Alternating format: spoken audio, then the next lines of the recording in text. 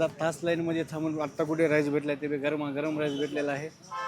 आपण एक प्लेट घेतलेली आहे. याची चव याची टेस्ट बघू आपण कशी लागते काय नाही. आणि इथल्या राईसचं जे टेक्स्चर आहे तुम्ही बघू शकता क्लोजअपमध्ये. इथल्या राईसचा तुम्ही बघू शकता, राईस दिसायला वाईट आहे पण राईसची चव काय आहे ना ते आपण खाल्ल्यानंतर आपल्याला कळेल. राईस खाऊन मी तुम्हाला सांगतो राईस कसा आहे.